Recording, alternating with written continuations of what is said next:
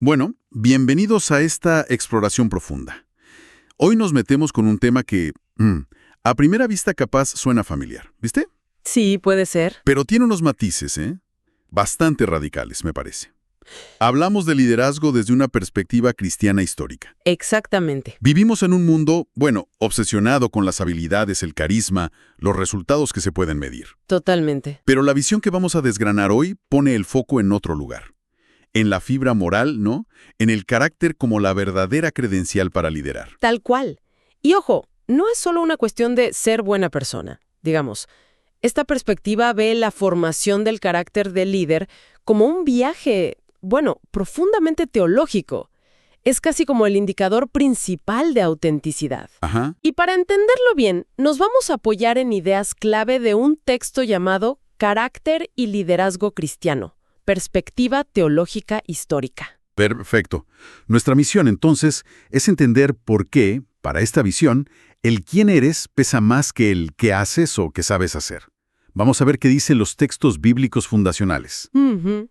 Y después, como pilares del pensamiento cristiano, como Agustín, Tomás de Aquino, Lutero, Calvino, cómo masticaron y desarrollaron esta idea. Exacto. ¿Cómo la fueron profundizando? Queremos captar la esencia de lo que sostiene este tipo de liderazgo.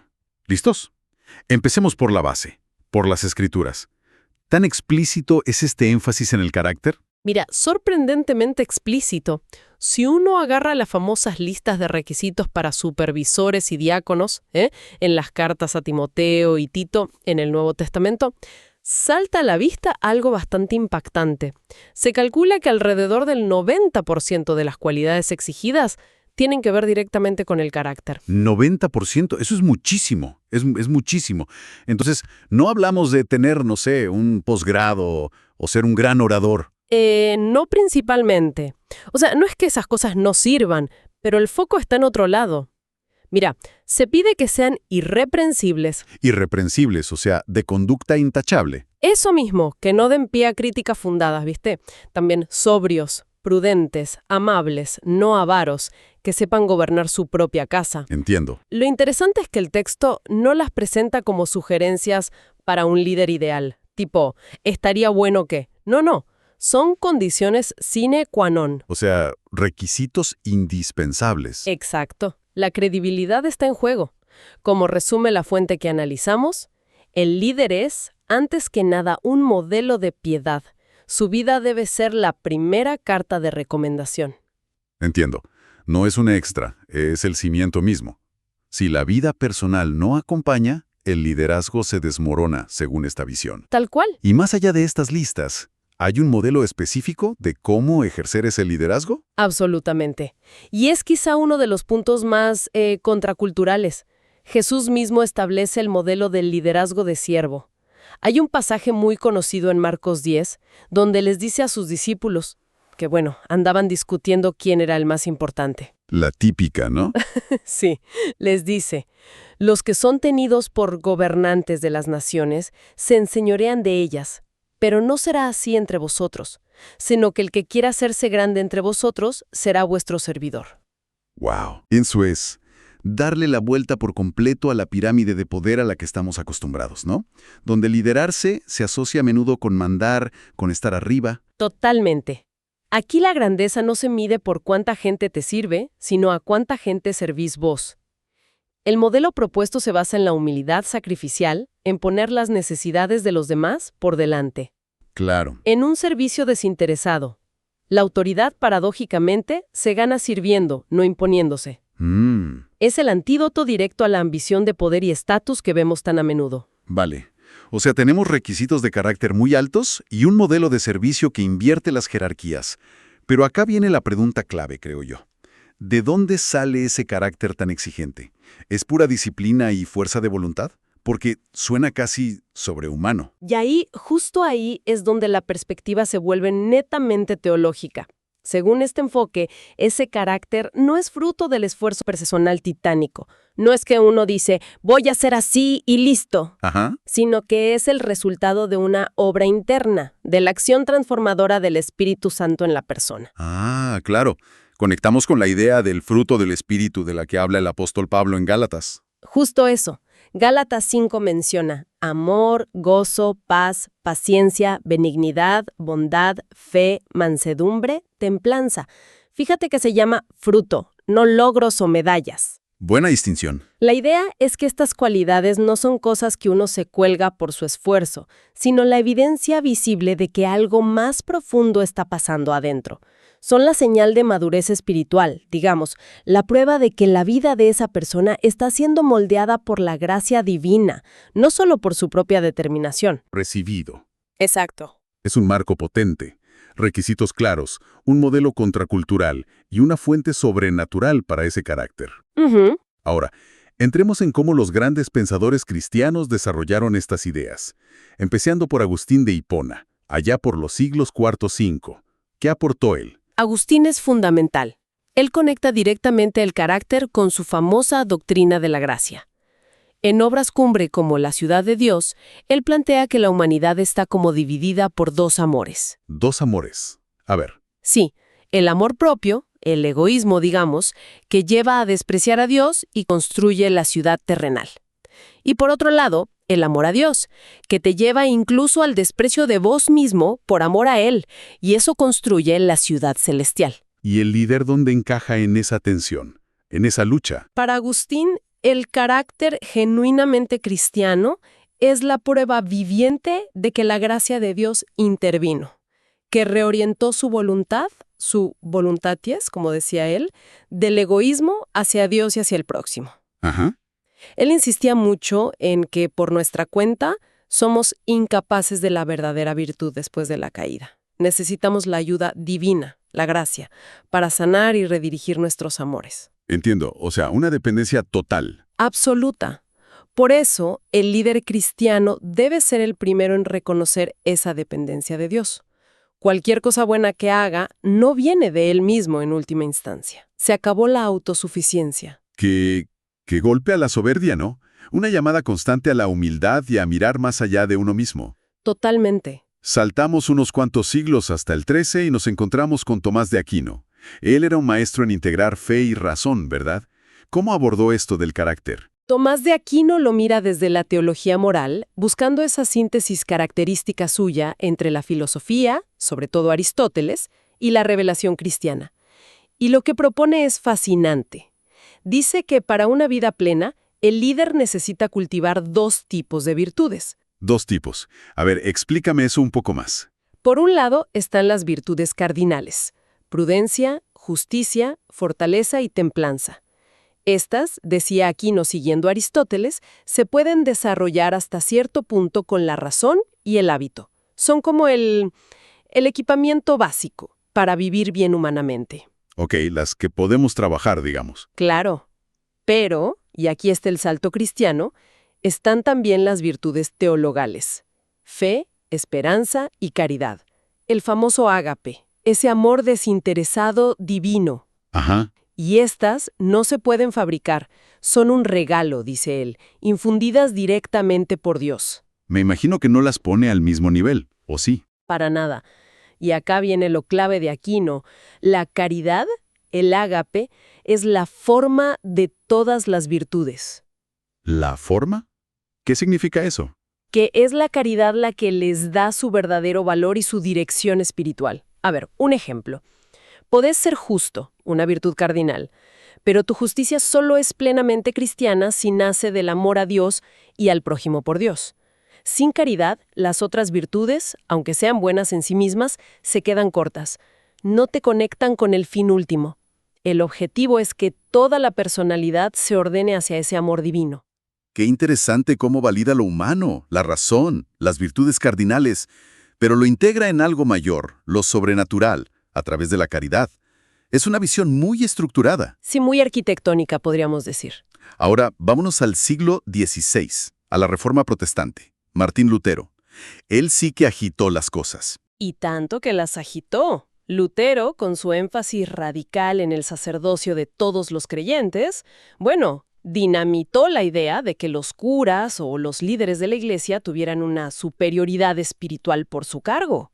Claro. Para él, la jerarquía eclesiástica no garantizaba absolutamente nada en cuanto a carácter. Podía ser obispo y tener un carácter pésimo. Entiendo. Entonces, si no es el cargo, ¿dónde se forja y se demuestra el carácter del líder según Lutero? Lutero lo baja a tierra, ¿viste? A la vida cotidiana. El carácter se prueba en la humildad del servicio dentro de tu vocación. Su famoso término beruf. La vocación. ¿Se refiere al trabajo, a la vida diaria? Exacto. Seas zapatero, ama de casa, gobernante o predicador, tu puesto de liderazgo está ahí, en servir a Dios y al prójimo en tus tareas diarias con fidelidad. El carácter piadoso no se ve en la búsqueda de poder o reconocimiento, sino en vivir por la fe que justifica. Y esa fe, dice Lutero, te libera para servir a los demás sin buscar tu propia gloria, simplemente como respuesta agradecida a Dios. O sea que el liderazgo cristiano se puede ejercer tanto arreglando zapatos como dirigiendo una congregación, si se hace con la actitud correcta. Exacto. Conecta mucho con lo del siervo que veíamos antes, ¿no? Totalmente conectado. Lutero recalca que el carácter auténtico a menudo se revela más en la disposición a cargar con las dificultades, la incomprensión, la cruz que implica el servicio real. Más que en los honores. Mucho más que en ocupar puestos de honor. Es seguir las huellas de Cristo en la humildad, no andar buscando el trono. Una visión muy desafiante para una cultura como la nuestra, que valora tanto el estatus. Sí, sin duda. Y casi al mismo tiempo que Lutero estaba Juan Calvino, otro peso pesado de la Reforma. ¿Cuál fue su matiz particular en esto del carácter? Calvino, que estaba muy centrado en la soberanía de Dios y en que todo debe ser para su gloria, soli Deo gloria, enfoca el carácter como una parte esencial de la santificación. La santificación es ese proceso continuo por el cual el Espíritu Santo va transformando al creyente a la imagen de Cristo. Y el líder, lógicamente, tiene que ser un ejemplo visible y avanzado de ese proceso, como que tiene que ir marcando el paso. ¿Y qué es lo más distintivo que aporta Calvino a esta conversación sobre el carácter del líder? Quizás su insistencia casi inflexible en la conexión inseparable entre la integridad de vida y la pureza doctrinal. Ah, interesante. Coherencia total. Exacto. Acá se plantea una cuestión crucial de coherencia. Para Calvino, no basta con tener la doctrina correcta, con creer lo correcto. La vida del líder tiene que ser un reflejo coherente de esas creencias. La ortodoxia, la creencia correcta, y la ortopraxis, la práctica correcta, van de la mano. No se pueden separar. ¿Y qué tipo de rasgos de carácter destacaba Calvino como evidencia de esa coherencia? ¿Mencionaba algunos en particular? Sí, hablaba mucho de la seriedad, opuesta a la frivolidad o la superficialidad, la prudencia en el juicio, una vida ordenada, disciplinada, responsable. Entiendo. No las veía solo como preferencias personales, sino como actitudes que honran a un Dios soberano y santo. Un líder con estas características asegura que la comunidad sea guiada con reverencia, con solidez y fidelidad a la verdad bíblica. La vida del líder es un sermón en sí misma, para bien o para mal. Servicio cotidiano en Lutero y esta coherencia total entre fe y vida en Calvino. Si tratamos de resumir, ¿cuál es el hilo conductor de toda esta tradición? ¿Qué es lo que permanece? El hilo es persistente y claro. La visión cristiana histórica demanda un liderazgo cuya autoridad no reside en el poder, ni en las habilidades, ni siquiera en los resultados, Sino sino en un carácter transformado, un carácter que reconoce su origen en la gracia redentora de Dios y que está comprometido con un proceso continuo de crecimiento, de santificación. Recapitulando los puntos fuertes entonces. La Biblia pide líderes irreprensibles que sirvan como Jesús.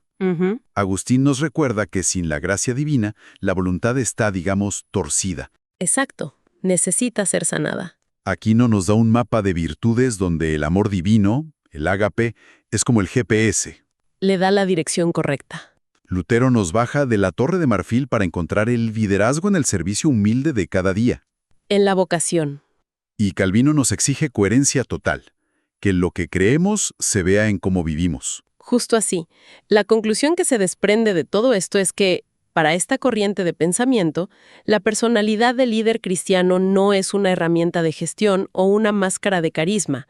Aspira a ser, con todas las limitaciones humanas, una especie de evangelio visible, una encarnación de los valores del reino de Dios. Entonces, si lo llevamos al terreno práctico, Esto no tiene nada que ver con los libros de autoayuda o los cursos de habilidades blandas que están tan de moda, ¿verdad? Digo, el enfoque es radicalmente distinto. Correcto, es otra cosa. El desarrollo de este tipo de carácter no se plantea como un programa de mejora personal con técnicas y trucos. Se entiende como una respuesta de obediencia y dependencia a una llamada divina. Es un viaje espiritual, un dejarse moldear por Dios para reflejar, aunque sea pálidamente, el carácter de Cristo en todas las facetas de la vida. Es más un asunto de rendición y transformación que de estrategia y gestión de imagen. Mucho más, definitivamente. Queda muy claro el contraste con otras visiones de liderazgo. Hemos viajado desde los textos bíblicos hasta las reflexiones de gigantes de la teología. Ha sido un recorrido intenso, pero creo que arroja bastante luz sobre los fundamentos de esta particular forma de entender qué significa liderar. Sin duda. Y para quienes nos escuchan que quizás buscan entender diferentes enfoques de forma ágil pero con sustancia, creo que este análisis ofrece una perspectiva muy definida. Queda claro que, desde esta óptica teológica histórica, el carácter forjado por la gracia, la caridad, el servicio humilde y la integridad no es un complemento, No para nada. sino la zapata, la base sobre la que se construye todo lo demás. En el liderazgo cristiano, Exactamente. Y captar esto ayuda a entender las expectativas tan particulares y la base ética que se le exige a un líder en estos contextos. Marca una diferencia notable con modelos seculares donde a menudo las competencias demostrables, los números o el magnetismo personal pueden pesar mucho más. mucho más que la formación interior. Claro, es una vara de medir distinta. Exacto. Y como nos gusta hacer siempre, dejamos una pregunta en el aire para seguir pensando después de que termine esta charla, teniendo en cuenta estas ideas históricas que hemos explorado. ¿Cómo crees que estos pilares del carácter, la dependencia de la gracia, la primacía del amor desinteresado, el servicio humilde, la coherencia entre lo que se cree y lo que se vive, cómo podrían dialogar o incluso chocar de frente Chocar, sí, con los desafíos, las presiones y las expectativas que se ponen sobre los líderes hoy en día, incluso fuera de ámbitos estrictamente religiosos? ahí queda eso flotando. ¿Qué tan vigentes o qué tan incómodos resultan estos ideales de carácter en nuestro mundo actual con sus propios valores y exigencias? Una buena pregunta para la reflexión personal.